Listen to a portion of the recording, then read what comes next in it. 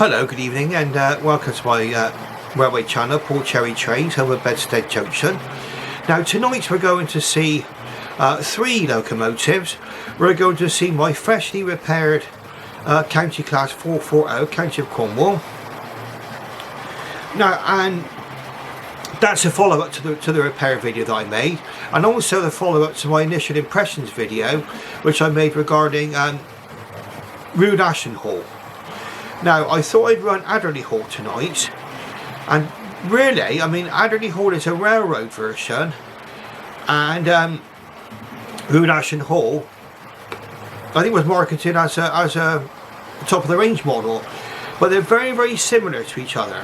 Okay, I think there's enough differences between the two to say that Rood Ashton Hall, you know, it is a higher model. But I would say that, and I'm going to say this before we start, I think with Adderley Hall and Rood Ashton Hall, we're looking at a Railroad Plus model, Adderley Hall, and Rood Ashton Hall is a Railroad Plus model. Okay, very, very nice. Okay, I hope you enjoy the running session and my little explanation. And without any further ado, we'll get underway. Thank you. Hello, good evening, and welcome to my humble model rally, Bedstead Junction. Now tonight it's Sunday night, Sunday the 12th of March, about 8:30 in the evening. Now this video is a little bit of a follow-up to a couple of my earlier videos I made this week, and one of the videos I did, which talks about the repair I made to my Hornby tender-driven 440 County of Cornwall. And in the video I explained I had a problem where the actual locomotive was going nowhere. You could hear the motor go and it was spinning round and round, but there was no drive being transmitted to the wheels. And it turned out to be the little gear that went on the end of the motor spindle that had come loose. And if you want to have a look at my previous video, that will show you how I actually accomplished that repair. And this is now a running session of the lovely County of Cornwall. I run this in, I run this backwards and forwards, so half an hour each way. And now it's running absolutely beautifully. It originally had a brass cog, an alloy cog, but I've replaced it with a brass cog. It was actually running really, really nice now. Really quiet.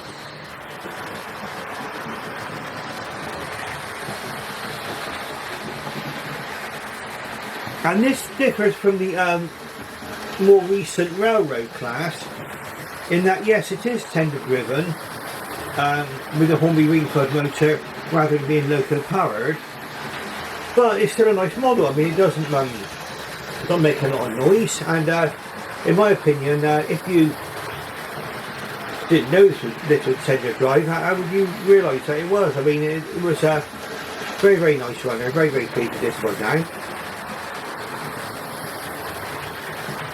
Now these were designed by George Jackson Churchward, and they were for lines where the Saint class of locomotives were unable to be used because of the weight limits. And so what they did, this is literally a Saint class, but built as a 440 instead of a 460. Now it had all the same running gear on it, like the pistons and everything else. And what it meant was that the whole of the reciprocating forces of the engine, all the turning forces, actually balanced out between 4 wheels rather than 6. And so it did actually result in a little bit of rough riding. In fact, these were actually nicknamed Churchward's Rough Riders. But to be fair, they did give good service while they were in operation. I mean, they first came out in 1904, I believe. And I think the last were built in 1912. They were all withdrawn by 1933. Now that was a lot to do with the fact that under Charles Benjamin Collett, there was the whole class of locomotives being built, the Grangers and the Manors. Plus there were also plenty of the Mogul 260s still available as well. So this locomotive wasn't so needed as when it was designed. It wasn't so much needed. None found its way into preservation, but there is one actually being rebuilt.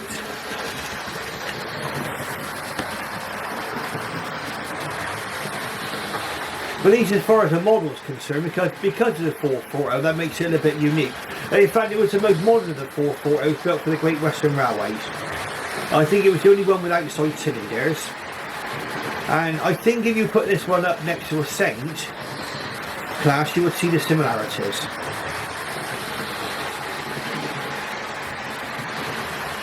Okay, so they always say that the proof of the pudding's in the eating, don't they? And in this particular case, this locomotive is running beautifully now. An excellent puller. Putting my 3 carriages here quite nicely around my little layout. Now we're going to have an engine swap in just a moment, because another follow-up to my previous video is that I bought a new model railway locomotive. For those of you who have not seen it yet, I bought Rood Ashton Hall, the Hall class of locomotive, and that's on the tracks tonight along with Adderley Hall. And what I wanted to do was to give a comparison between the 2 locomotives. What's the difference between the railroad model, which is Adderley Hall, and the actual more upmarket version, which is Rood Ashton Hall? So if you just bear with just a moment, we'll do an engine change, and then the next time you'll see this layout, you'll see Adderley Hall going around the tracks. Okay, so the locomotive you can see going around the track now is a Hornby Railroad 460 Adderley Hall. And I think this was one of the first, if not the first, of the Hall classes to be built. Now, Hornby offered this as a railroad version, as opposed to the upmarket version. Now, for those of you who are not acquainted with the railroad version and the differences between the two, the railroad is meant to be a more sort of a budget conscious model, built for greater durability, and more of a simpler model really, to make it more affordable. But you get to a point sometimes where the railroad version and the upmarket version, the top of the range model, actually almost converge.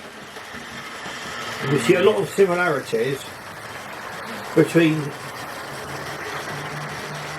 the railroad model and the upmarket version. Now the Hall class, well, we're going to be having a look at the description of the Hall class in a moment, because now one thing that you don't get with railroad version models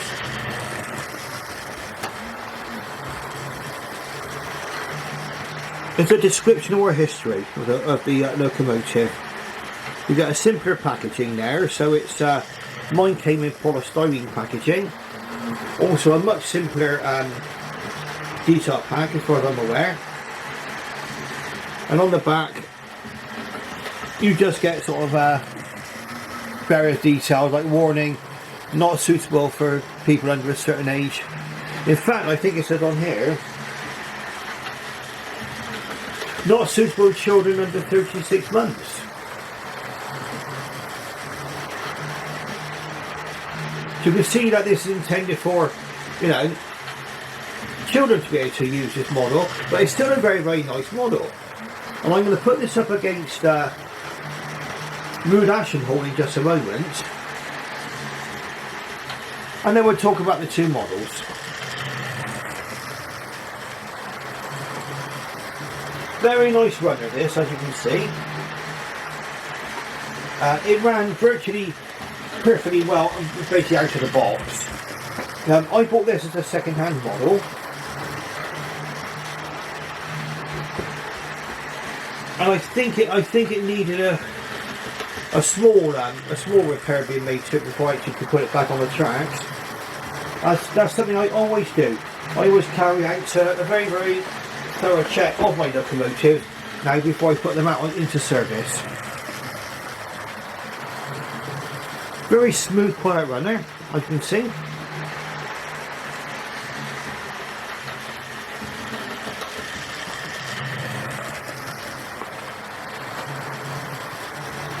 And what we're going to do, I'm going to run this locomotive in quite shortly. We'll let her have a little bit of run there through the country station, a second.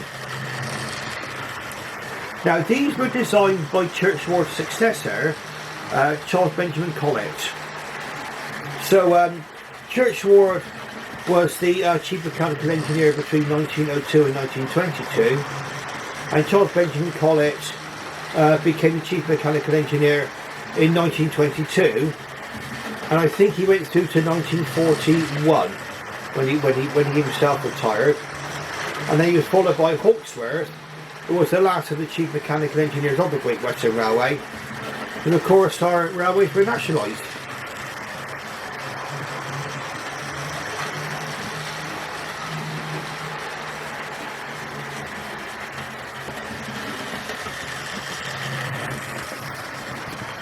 So we're going to bring this locomotive in after one more lap, and you're going to see the two locomotives side by side, whole class.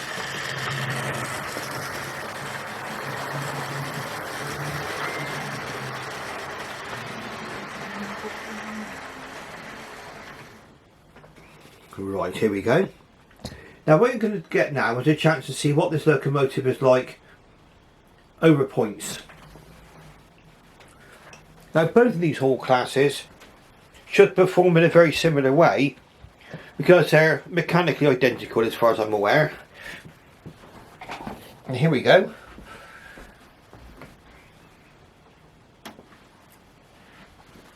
Adderley Hall's probably going to have the most awkward points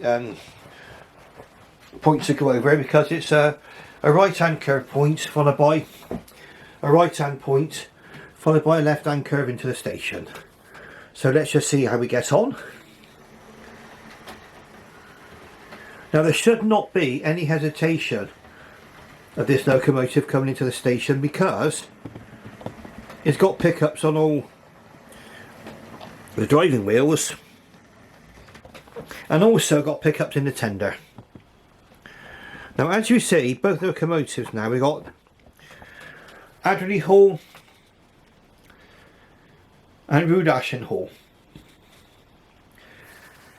Now decoratively they're both almost identical really. I mean the only difference is of course that one's got the a different tender, and also one's in Great Western Railway livery, which is Adderley Hall, and the Rood Hall is in the BR Lake Quist livery, which went from 1956 onwards. But the actual lining on the back on the boilers virtually the same. Construction, I've had both these in the past on a Lazy Susan, and really they're similar. They both neither of these two have got sprung buffers. They've not got separately fitted smoke box darts. And we're going to have a look at the box in a minute, what Rood Hall actually came in, because it's important. What they put on the box is important to the railway modeller when they get these. Okay. Difference as well. No lining on the firebox on the Rood Hall, but there is lining on the firebox on the side of the firebox on Adderley Hall. But I think that's the difference between Great Western Railway livery and BR livery. Both got nameplates.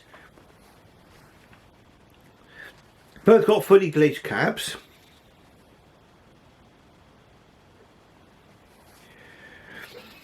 So you'd be asking yourself, what's the difference between the two? Now this is what I said about sometimes the railroad version and the upmarket sort of top of the range model more or less converging. There's not a huge amount of differences between the two. I mean, probably on the cab there's the route marker which is on there, which doesn't appear on the railroad class. Also, there's a lining on the cylinder block there. Adderley Hall is actually plain, but really the running plates, the amount of rivets, tension's very, very similar to each other. Separately fitted rails on the back of the cab there. You've got, I think, the railroad range has got separately fitted handrails here and here. That's on both. But the actual rear handrails on the tender are actually moulded on. Now what I'm going to do is we're going to go into bring Rood Ashton Hall out now. We're going to watch Rood Ashton Hall going around the track, because we haven't seen Rood Ashton Hall with carriages. And again, I've given this one a full running in session, so it's been given at least half an hour forward and half an hour back at a moderate speeds. And this one proved to be a very, very, very nice runner. Okay, so let's have a quick change of points, and then we're going to bring Rood Ashton Hall out. And there are certain things that I'd like to talk about this model, which is important to anyone actually buying the model.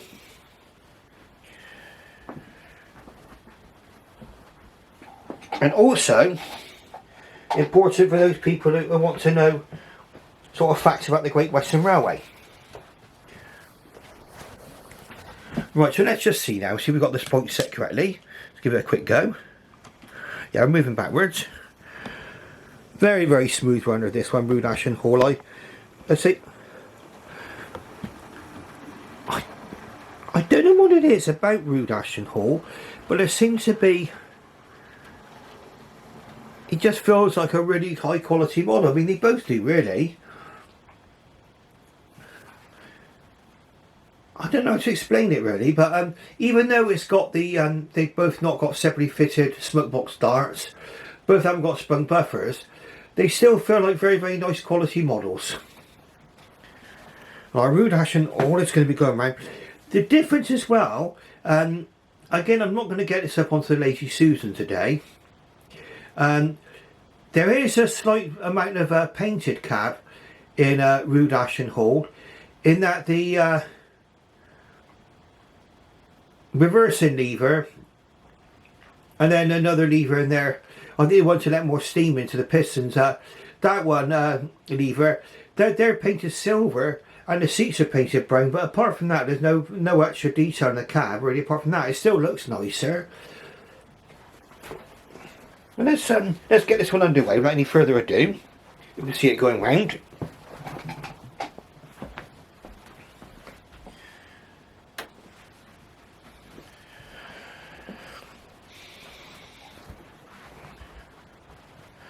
And the reason why I want to talk about the box this locomotive came in will become apparent quite shortly. Now, so check we're not set for the wrong line. Nice and slow, that's it. Again, all three of these locomotives you're seeing so far are all handling my new curve point, which is just up past the signal box, handling very, very well. This is a very, very smooth and quiet runner.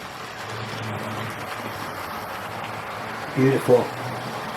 It's got a larger tender, a larger capacity tender compared to Adderley Hall, so you do get a different shaped tender. And also, you get the more upmarket box. Okay, giving a picture of the locomotive there on the outside. And also, the history of the locomotive on the back here. Nice picture there as well.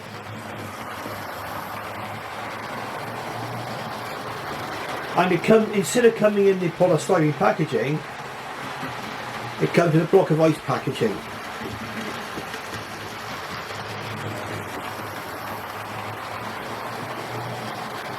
Now the picture on the front of the locomotive is slightly misleading. Okay, now I don't know if this was intended to be an artist's impression, which would be a bit of a cougher. It's showing on the back of the tent, if you can see that, it's showing the hand runners as separately fitted parts, see it? But when you come to actually look at the model, that's not a separately fitted part, that's moulded on. Okay, so that's something which you need to know as a modeler. It's not a problem for me, it's a wonderful locomotive anyway, and the fact it's moulded on instead of a separately fitted part, well, would have been nice for a separately fitted part, but I think it's still a very, very attractive locomotive. Now, if we go on to the brief history, now this particular one, I'm back to say now, is not having a go at Hornby, or any company really. This is where sometimes we need to check our facts. I mean, sometimes I've gone and said things when I've been narrating videos and had to put corrections up on screen afterwards. I thought, oh my goodness, why did I say that, you know? So I don't think anybody's immune from this. Now, it says on the box here, when Charles Benjamin Collins became Chief Mechanical Engineer for the Great Western Railway in 1922, after the death of George Jackson Churchward, G.J. Churchward, he continued with Churchward's programme of standardisation, taking several earlier Churchward designs to develop into more powerful and efficient locomotives. That's fine. But there is a small problem with what this says here. It says the death of G.J. Churchward. No, George Jackson Churchward did not die in 1922, okay? In fact, he lived on to 1933. He in fact retired in 1922. Now, it might seem like a trivial point, it sounds like I'm nitpicking, but I'm not trying to pretend, I'm not trying to be like a clever clock or anything like that. But it is important that you know that. Okay? And George Jackson Churchward did in fact live on after his retirement. And in fact, unfortunately, Hornby on their information on the box killed him off 10 years too early. But it's got some good actual detail on the back of here. Yes, this is actually a continuation of the Saints class, and these were built with smaller wheels to make them more suitable for mixed traffic work. First locomotive outshopped in 1924, number 4900, so become the 4900 class.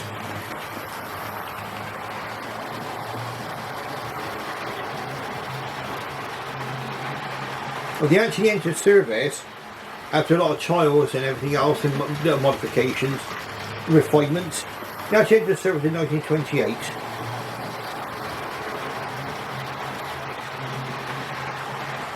They were first set on the difficult Cornish main line, which yes is a lot more. I think I've never been along the Cornish main line, but I've seen videos of locomotives on it, and yes, it is a little bit more windy, isn't it? And hilly. The locomotive proved so successful they were used elsewhere on the Great Western Railway network.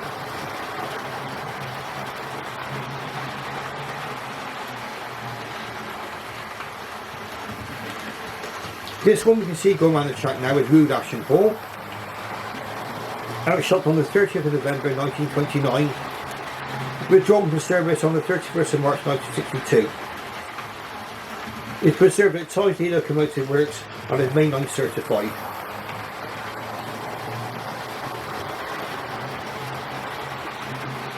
Now there was some confusion when this one was actually plucked from the scrapyard, in that the Preservation Society who did that originally thought that they were saving Albert's Hall. Now I think what would happen is that during its lifetime, because the Great Western Railway locomotives are built for a lot of standard parts, that was something that was brought about by Churchward. A lot of parts were interchanged. And in fact, Rood Ashton Hall that we see go around now can also bear the identity of Albert's Hall. I think there are alternative nameplates in existence for it. But as we see go around now, that's a model, a very, very nice model.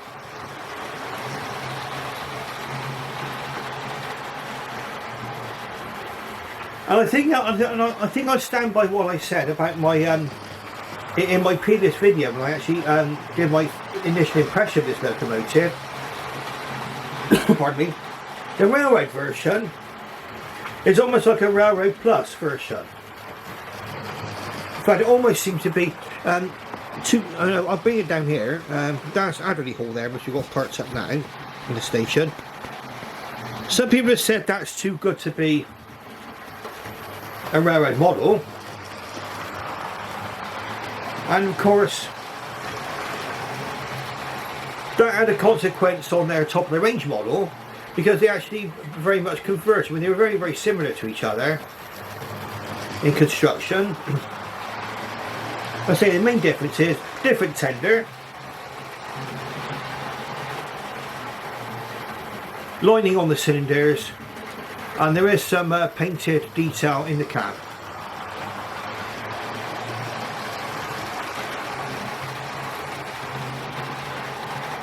So what I would call this version going around the track now, which is Rood Ashton Hall, it's a Railroad Plus version.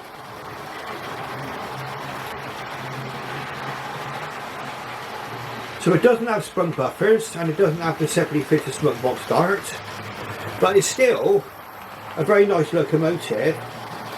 Now I paid brand new in the box. Well, it was old shop stock, it was described as on eBay, and it came, and yes, it's like a brand new locomotive. And I paid £130 for this, and as far my opinion is, if you find one for about that price, they're well worth the money.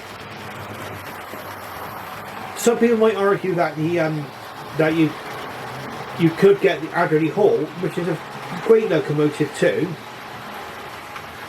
but I found that at the moment some of the railroad versions of the in the Hornby range, especially if they've been out of production now. Pardon me, a little bit of a cough tonight, and they're very, very difficult to get.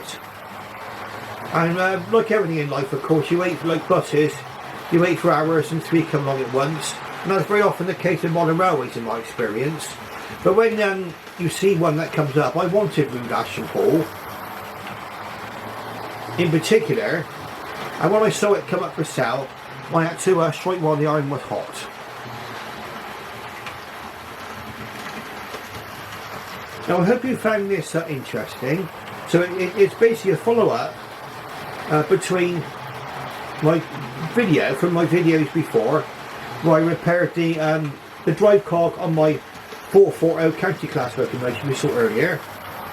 Then you saw Adderley Hall, which is the Hornby Railroad range locomotive. It's a very excellent model. And then the lovely Rood Ashton Hall, which we see on the tracks now. Now if you like what you see, please press that like button. It makes a difference to my channel. And if you're not yet subscribed, please subscribe, and you'll be made aware of further videos. And if you ring that bell, then you'll know when my next video comes out. I don't know what I've got planned for my next video. I'll have to wait and see. It'll probably be a running session later in the week, but it's Sunday night now. And so watch this space for future videos. And thank you very, very much for watching. I should bid you farewell and good night.